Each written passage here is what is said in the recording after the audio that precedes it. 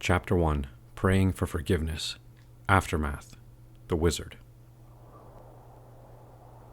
The snow was stained a violent red, and Theron's boots crunched with each step as the sun began to slowly set behind the mountains on his left.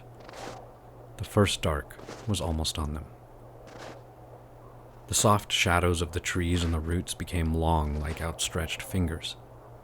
In front of him were the remains of the caravan and the aftermath of the battle that had begun to end in the last few minutes. He could smell burning flesh and wood.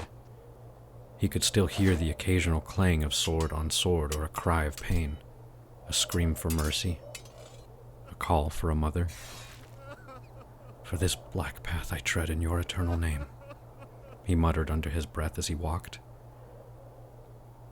To his left was the looming mountain, spotted with pines that grew tall and stretched into the sky. To his right was the edge of the road that dropped sharply into the valley below, where the trees and rocks spread out like flowers in a field as the shadow of night started to overtake it. Before him and behind him was the long caravan of over a dozen wagons that were all headed for the city of Portus. Wagons of the enemy. He felt a sudden hand around his ankle as he sauntered down the road. He looked down at the face of a young soldier, his silver armor and black beard stained with crimson. Theron gave him a long look and a tilt of his head. He studied the soldier's face. He remembered when he himself looked like him. He remembered being young and ambitious and hungry for glory. This soldier would never have that.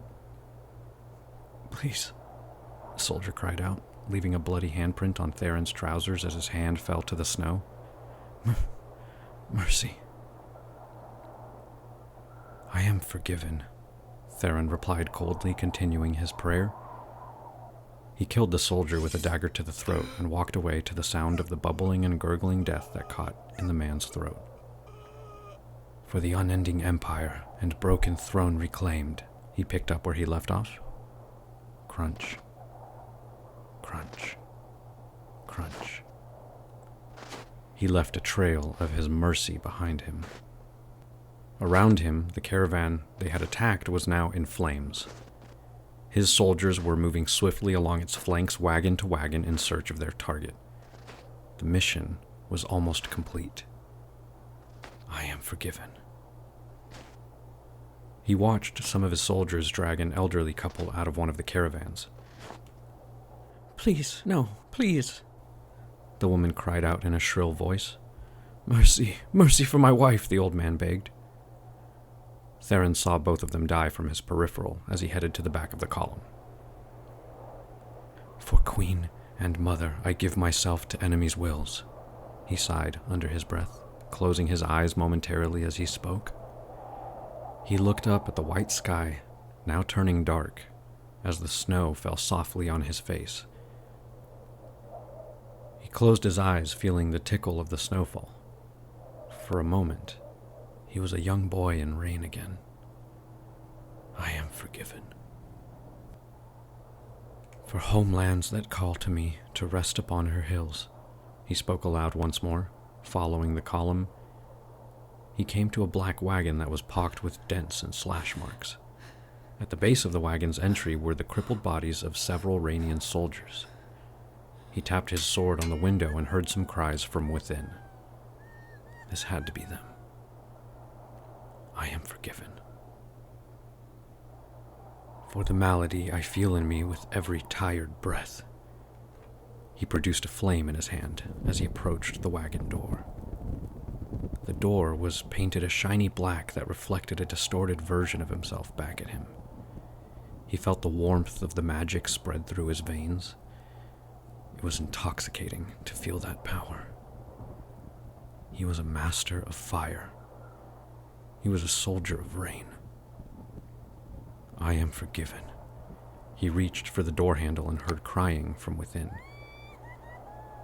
"And for every soul I take for you that knows my name is death." He turned the handle and pulled. He never got to the last line of the poem. When he opened the wagon door, what he found inside was a young girl no older than 14 and her younger brother. She was shielding him with her arms, her cloak walling them both off. The boy was no older than 10. She was scared, he could see it, but she was also fierce, with a wild look in her eyes as if challenging Theron to step closer. All of this he gathered in a moment, because the moment the door flew open, she dropped her cloak to reveal a crossbow, and a crossbow bolt pierced him in the chest near the shoulder. Theron had only but a moment to feel the pain before the boy started to scream, a screech unlike any he had ever heard. His eardrums twitched in pain, and in moments, Theron's mind was invaded. He felt a searing pain enter his skull. There was no doubt. The boy was the target. Theron fell to his knees as the blinding pain crippled him. He dropped his dagger and clutched his face as pain overtook him in both body and mind. His vision blurred as he felt the trickle of blood in his armor, and it all went white. He saw himself. No, he saw the boy. He was the boy. He saw glimpses of the young boy's life as if looking through his eyes, orchards and petals falling to the floor, laughing with his sister by the lake, running through lavish halls and getting his first sword. He heard his name called. Kit Vandren. And his sister was Rhea. The visions became a blur. Now they were more recent. He saw Kit crying in the middle of the night, the things in his room floating off the floor. He watched as, in another vision, Kit set a tree on fire by touching it. Theron could see this boy was powerful. Far too powerful for someone so young. In another twisting blur, he watched the boy set off with the caravan. He saw the caravan attacked. He saw his family die. He saw Theron opening the door. Then his vision went white again. But something else came over Theron.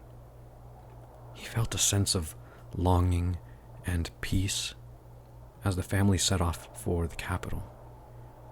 He felt safe until he didn't. And Theron didn't feel the wrath of the gods in the boy like he had been told to believe. He didn't sense danger. He didn't sense evil. But he felt fear. He felt desperation. And right now, all the boy could feel was the urge to flee. Theron screamed and howled in pain. He couldn't see, but he felt the two children push past him out the door. He heard the shouts of his soldiers as the boy got farther and farther away. His vision returned. He was on his hands and knees, gasping for air, staring at the ground that was now covered in his own blood. And the strangest thing of all, he felt tears running down his cheeks and falling into the snow-laden ground. In that moment, only a single thought entered Theron's mind. I am forgiven. What have I done?